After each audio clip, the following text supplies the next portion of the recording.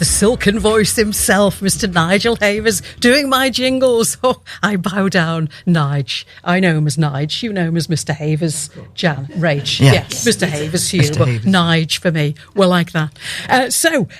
Talking of silken voices, one of the best voices in music that Britain's ever produced is coming up next. Steve Ellis will be talking to us. You remember Steve Ellis? Of course you do. Love Affair, Everlasting Love. Wait till you hear. Oh, that is still absolutely fantastic, isn't it? And our star guest tonight is a man whose music career spans the decades, one of the best male singers this country's ever produced, and who had a string of hits in the 60s and is still singing today. I'm so looking forward right now to saying hello to Steve Ellis. Hiya, Steve. Great to see you. Oh, round of applause in the studio. All fans, big Steve Ellis fans here. Steve, you know, I mean, if you had, I know you've heard that song more than you've had hot dinners, but that is still a terrific song. It was massive in Britain, still gets the radio play, still gets covered, still gets sampled by others. What did it mean to you at the time? What's what, Linda? What did it mean to you at the time, the success of that record? The success of the record? Yeah. Well, I was a kid, so we were a working band, you know, all at school and going out doing gigs every night, playing everywhere, opening an envelope, you know. We did a record and it died of death. Tony Blackburn played it, bless his cotton socks. And then we did that one, and they used to have like publicity stunts. We had a publicist, and a bit of a long story, but you know, people like them too. Yep. And as long as it's not too long. And so it's November, and Brian, bless him, because he got killed crossing the road, believe it or not. He was a brilliant publicist, and we're walking down Piccadilly Circus in November. And this time of year, obviously. And he says, I got it, Love Affair. And I hated the name because we were called Soul Survivors before that. But there was another band in America called Soul Survivors. We had to change it. And, too long a story. Anyway, so walking Piccadilly, he says, I got it. Go climb on the first tier of Ellis in Piccadilly Circus. You know, the one with the bow and arrow? Oh, yes. Yeah, it's like everybody does. It's like iconic, you know. It's like absolutely. Yeah, I thought it would take some photos. We had this photographer has like since become very famous, and so we just shot cool kids just out of school. Well, you know what happened next? We're climbing the wall, so it's freezing cold. We're all splashing each other, Stu playing silly buggers, and I got up the top with a bow and arrow, and I couldn't get down again. And the whole of Piccadilly Circus ground the hall. And the police called and the fire brigade and everything, and we got arrested and put in the cells, and taken to court next month or whatever it was, and breach of the peace and bound over to keep it, and fined £12 each, and it was all over the front of the Sunday papers. So we got this publicity stunt, and then of course the record sort of was already on the bubble up, going up the charts, but that sort of gave it a kick up the backside. And then, like you say, it was a great song. The managers brought into rehearsals one day, because we rehearsed a lot in a warehouse, and I said, I want that, we'll do that on stage, we'll do that live, you know. Next thing is, I need to go to the studio and do that, you know. So went in the studio, and didn't work out too well with the band. I've never heard it since that version. And the management and Infinite Wisdom and the powers that be, record companies, wanted me to do it with a 40-piece orchestra. So I did. And I couldn't.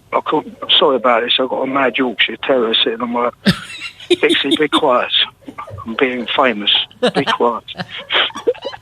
So anyway, yeah, it caught fire, and great song, great production, great producer, great arrangement, and I was lucky enough to be the one to do it. And yeah, like you say, it's caught fire, and it to this day, it's still played everywhere. I mean, it's coming up. Apparently, it's on an advert, coming up on an advert. So I was told my business bloke says, sounds very high polite, doesn't it? Business bloke. My friend who does help me out with business said that apparently he's using it for some commercial next month on the telly. I don't know what it is, but it's been on what was that one they did? Coca-Cola and I've heard it. I've definitely heard it on a telly advert. So Coca-Cola, McDonald's. There's quite a few. Yeah. Absolutely, because it is timeless. It's fantastic. So massive success as a musician, Steve. On the front of pop magazine covers galore. You're on top of the pops. Your best mates were Paul Weller and Keith Moon and Steve Marriott and Roger Daltrey. And to think you threw away the chance to be manager of the Co-op for that. You've done your research, haven't you? No, you have. Well, when I was at school, obviously, all working class malarkey and all that, but I had about 3 jobs, when I was at school. So I was like groceries round, paper round, and I worked at the Co-op. And I worked at the Co-op, and I knew how to do the bushes, I knew how to do the bakers, the candlestick. I knew the whole 9 yards, as they call it, And the manager turns around to me and says, when you leave school, you can be under manager, or whatever they call it, And I said, it's very nice of you. I said, what about your son? Because he worked there. He said I wouldn't have him. He said he's an idiot. I said, you can't say that. He said, he's an idiot. So anyway, I said, well, the trouble is, I said, I'm in a band. And I said, and it's sort of like what I really want to do. And I've seen a careers manager. Remember a careers manager at school? I do. I saw him and I said, he said, what are you doing? I said, well, a bit of a footballer, a bit of typical working class sort of stuff, And, I'd love to have played for professional, but I think my dad played for Barney, got 2 and 6 a week with big wages in, Anyway, I said, I got the band, and he said, and I explained it all to him and all the work in it. He said, well, do you know what? I think that's what you should do. And I was like gobsmacked. It committed me to I did do an apprenticeship for about 9 months in the interim. So I was working in a factory in electrical industries and making the tea and basically doing a lot of boring jobs, which I didn't really see was much of an apprenticeship, but there we are. And it's like I asked the foreman, who was Scottish, I got over the afternoon after making a record, and it was sort of quite a sort of hard man, and he just looked me in the eyes. He said, "Go and do it, laddie." Oh, and, isn't that so brilliant? I did, and that record was Everlasting Love. Amazing, and that's all true and not made up. So that's absolutely amazing. Because your mum was convinced the Co-op would be the making of you, wasn't she? I didn't tell you the punchline though, did I? Go on. My mum to the grave, bless her cotton socks, right? Yeah. She used to turn around to me every time I spoke to her or saw her. She'd say, you could have got a proper job. You could have been a manager at the Co-op. I swear to God. It was like a standing joke. You could have been a manager at the Co-op. You could have got me all them Green Shield stamps. That's fantastic. How lovely. Talking of family, Steve, today is Remembrance Sunday, as you know, and all the moving scenes at the cenotaph and the memorials here in Liverpool and no doubt where you are in Brighton. Were you thinking of your dear dad and your grandfather today?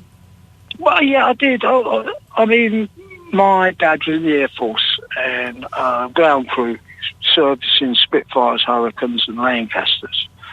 And he was miffed because he had tinnitus and he couldn't be a pilot. Oh. And he used to moan incessantly about it. And I said, Dad, if you had been, we wouldn't be here. You'd be dead. With respect, he'd be dead. Yeah. Because all those boys got killed. Most of those boys got killed. And my grandfather was a boy soldier, 15, ran off on the Somme when he was 15, and his brother, my uncle, my favourite uncle, was a Chindit, and he was the funniest man I ever. My favourite uncle was a very funny man. So I got to think about those guys. I put the telly on and I watched it. And I always sort of think back about that. Yeah. I mean, people have forgotten it now. It's like kids don't understand about World War II and all that. They should teach it at school. It was brutal. It was brutal. Absolutely. And as was the First World War. And your grandfather was on the Somme, wasn't he? Oh man, that was worse than God. I don't want to lower the tone, but I used to look after him. But he lost one of his legs, and I used to cut his shoes with his toenails. He used to cut them with wire cutters, so on trench foot. Oh gosh! It was freezing cold, but he wouldn't talk about it. He wouldn't talk about it. He wouldn't talk about any of it. Wow. I was sitting in his room with him, say, "You don't have to nick fags, boy. If you want one, just take one." Oh.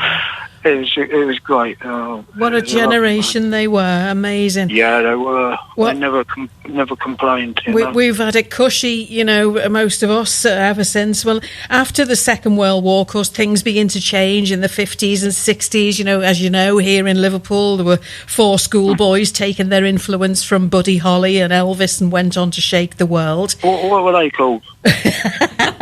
Everyone's forgotten them.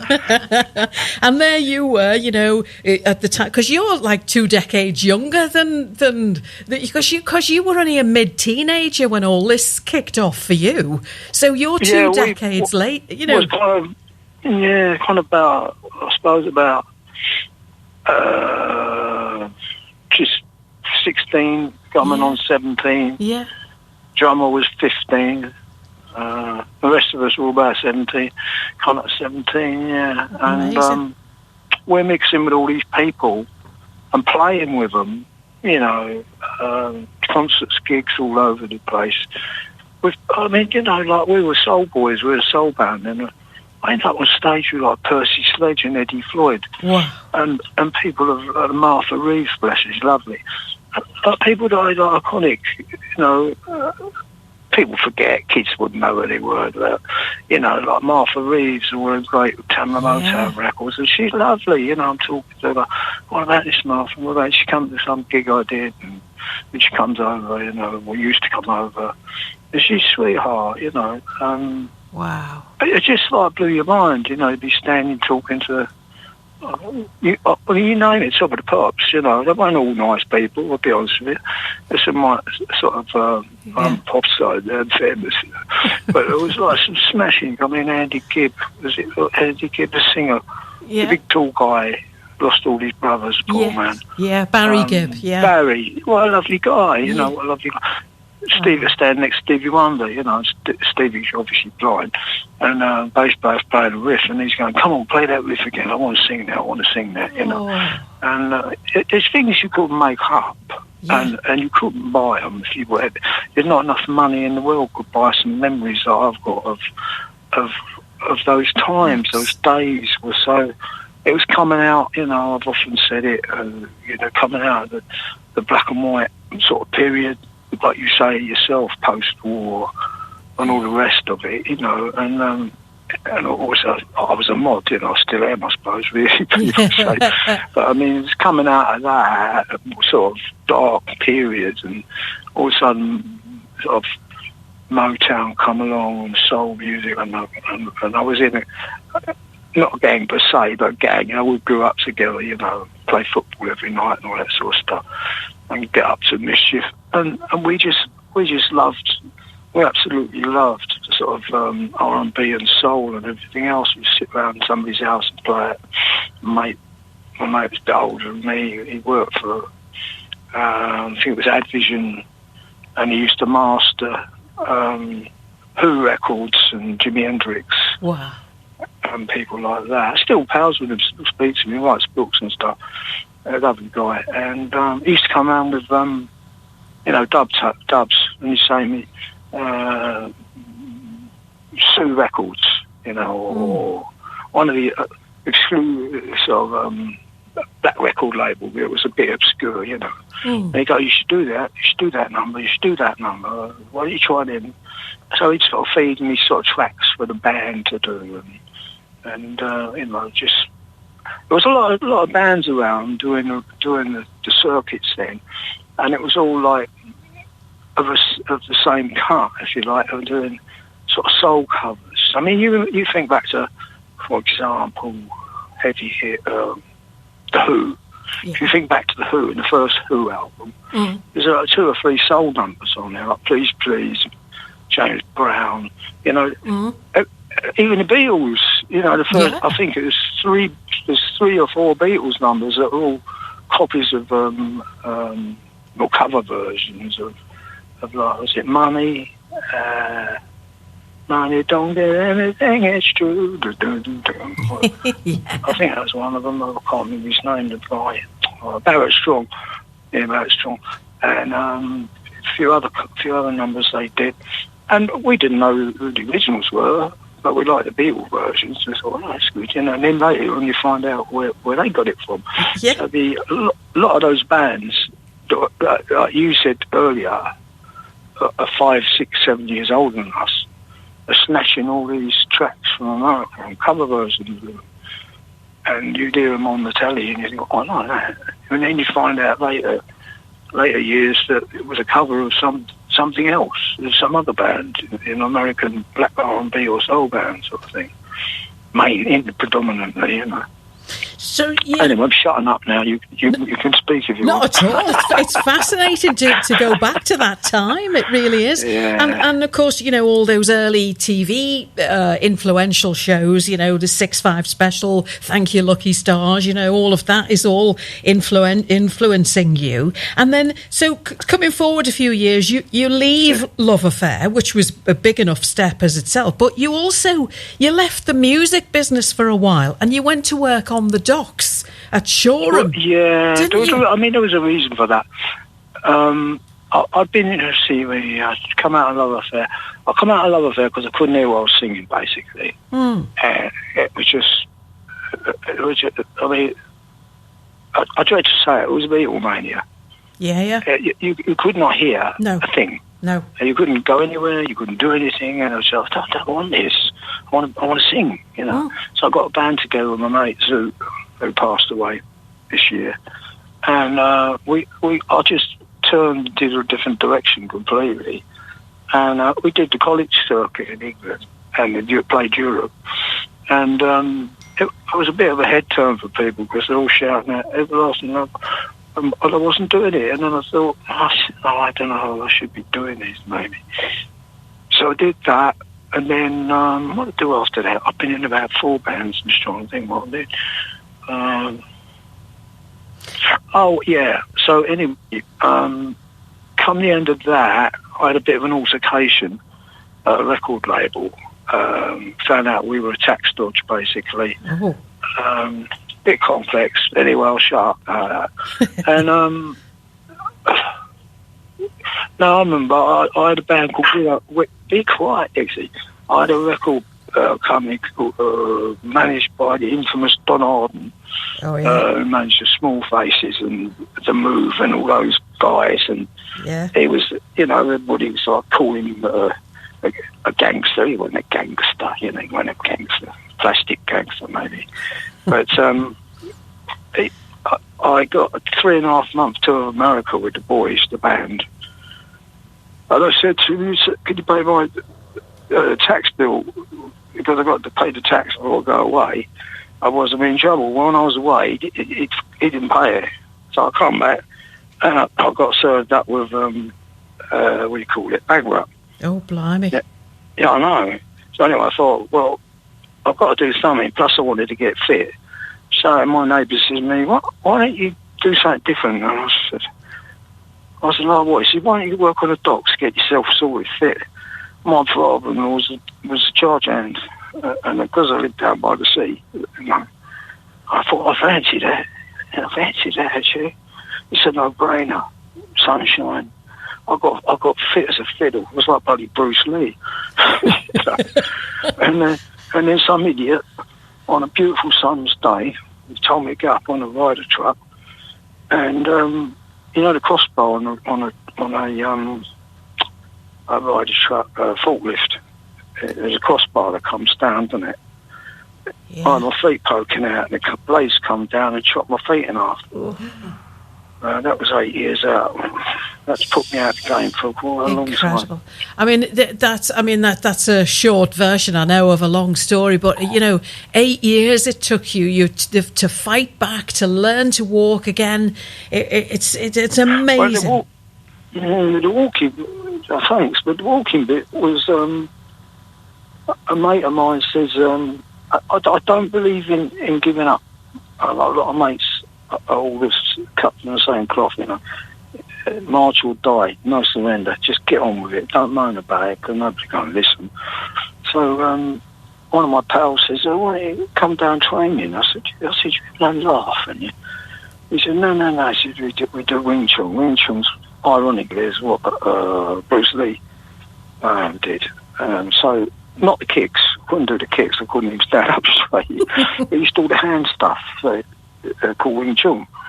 So I did that, and then after a while my feet started working a bit, and I thought, hang on a minute, this is working. Wow. So I did it for about a year maybe, and then I took up karate, and the instructor Joe Robinson was the Top Rank films, a bloke hits the gong. Yeah. That was him. Oh, no way! Really? Yeah. Wow. That was his part-time job. He was a Mr. England or so. I don't know what he was.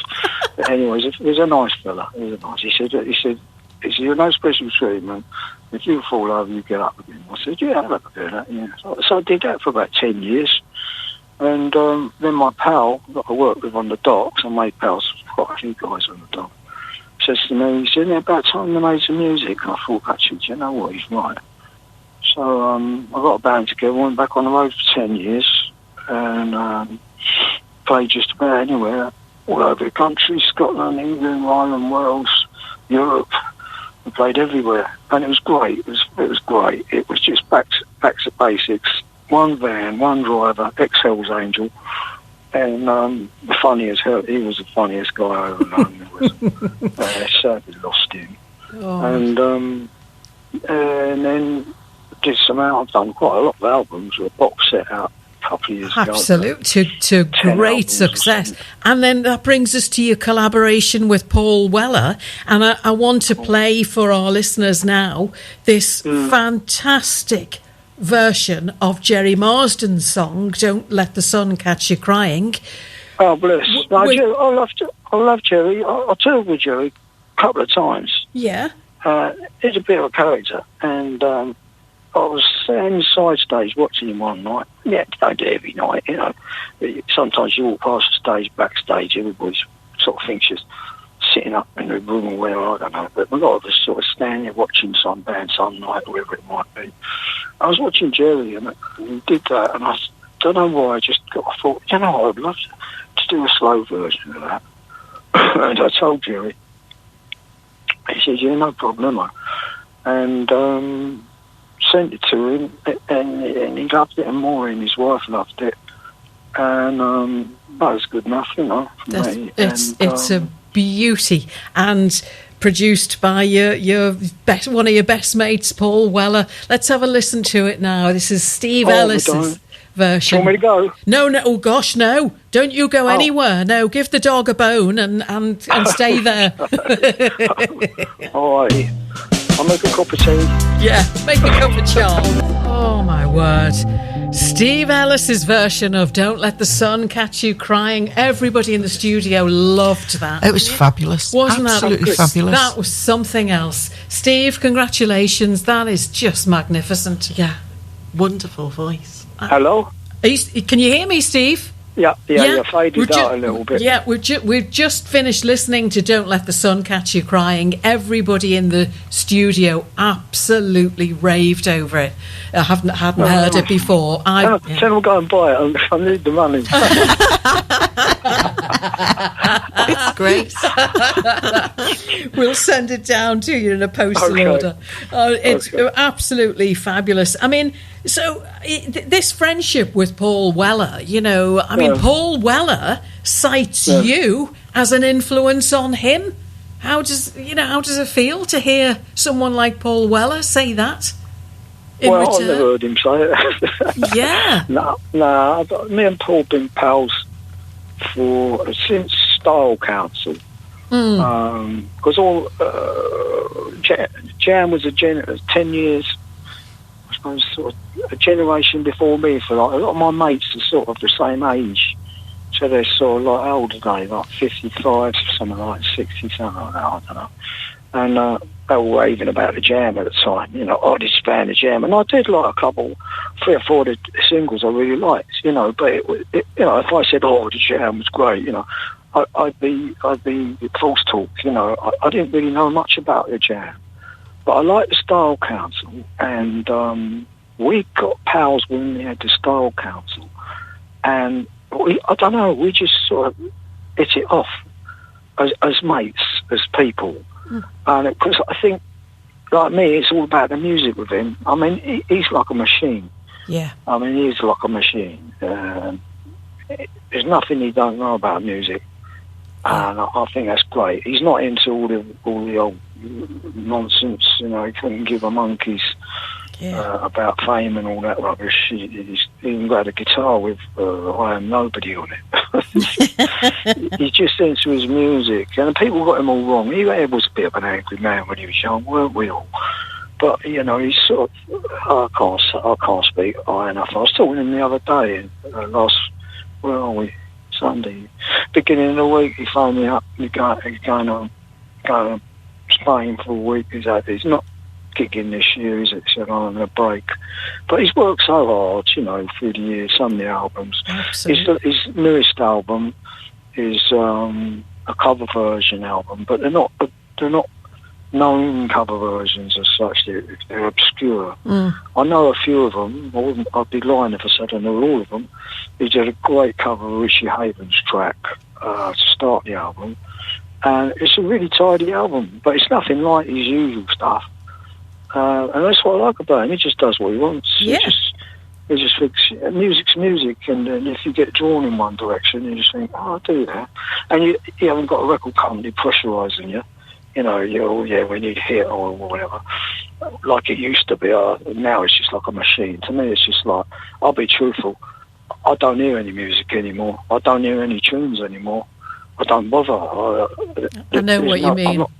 I'm not hearing any tunes. No, I know what you mean. If I hear a tune, I'll listen to it. I'd love it, but I'm going back, not as far as when I was a kid, but I'm going backwards and listening like Laura Marley and people like that. And Paul turned me on to her. He said, check her out. So I bought some of her albums, and they're really nice, really, really nice. But I don't know. Me and him are just cut at the same. I don't put myself on the same level as him because he's a brilliant, brilliant songwriter. And now's his time, if you want to call it that. People are sort of speaking in high tone about Paul, and I think rightly so because he's worked so bloody hard. Yeah, But absolutely. Well, as have you. It's always been the music, Yeah. Well, it's always been the music with you, and as a result, you've brought a whole lot of joy to a lot of us with your craft, and it's been an absolute pleasure to get a little chat with you tonight, little insight into the background to it, and you're a top bloke, and that's you're lovely yourself. I'm not one for the lone smoke. You're nice to talk to, but the thing is about music, I think people get into this sort of fame thing in their head and they lose track. There's a lot of bands I like, from those days. And a mishmash too, people say, if you had a choice, what band would you have been in other than Love Affair? And I go, The Move. And they go, what? I go, yeah. I said, I used to see them at the Marquee when I was 16, and they were matchless. They were super bloody pro. I thought Carl, Charlie, R.I.P., wasn't the best singer in the world, but I thought the band as a unit, you know, Roy Wood writing the songs, Ace Clifford on the bass. Bev is a mate of mine still. I don't see him as much as I used to. Used to tour with him. Bevan, the drummer, a lovely guy. I thought they were just top draw, you know. People go, well, you want to be in a small phase? No, Steve Marriott, great singer. You know, well, what about this or what about that? Nah, The Move. A white English band, The Move, you know. Yeah. Black band, Temptations, please. I love David Ruffin. What a beautiful voice. Absolutely. What a beautiful voice. It's been, and we've run out of time. I can't believe where the time's I'll shut gone. up now. No, it's, and even the dog's gone to sleep. Even the dog's looking at me snoring. I got a great photo of her the other day. She said, I gave her a bone. They got these bones that look like a cigarette with meat on, and she chewed all the meat off it. She said this thing in her mouth, and it looked like she was smoking a fag. So I took a photo of her, and I've got to put it on Facebook. She's licking my face. Get off of me, you weirdo. She's licking my face now. She's lovely. She's lovely. Two of them. She sounds it. Should have called them Cheech and Chong. But they're not my dogs, but they're lovely. Anyway, it's been beautiful talking to you, and my love to Liverpool. My bestest pal in Liverpool, is Spanner.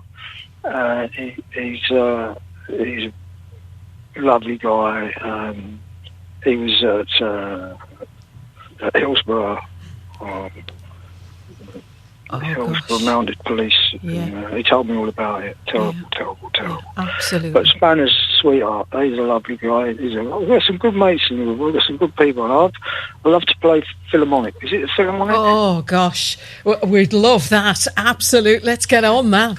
Absolutely. It would be an absolute joy to see you here, Steve. It really would. I'd love to play. I've been ill for a couple of months because I got COVID.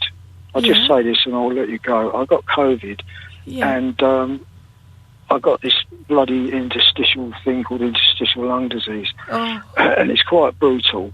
But I've got it under control with specialist hospital. But the trouble is I'm prone to chest infections, and I did a gig against my own better judgment. Never missed a gig in my life. And I did it in Dudley. And I woke up next morning, I thought I'd been hit with a bloody sledgehammer. Oh, no. And I just about got over it. I had to cancel 4 dates. One was Liverpool, some date in Liverpool, Studio something it's called, with a Northern Soul band that I work with sometimes. And we had a great time last year. Come back and of course shot out in four dates. So